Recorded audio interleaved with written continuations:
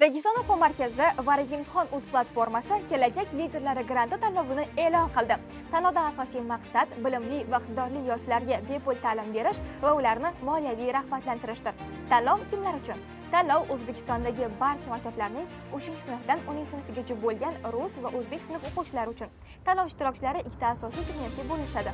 Birinchisi 3-sinfdan 6-sinfgacha bo'lgan o'quvchilar, ikkinchisi esa 7-sinfdan 10-sinfgacha bo'lgan o'quvchilardir.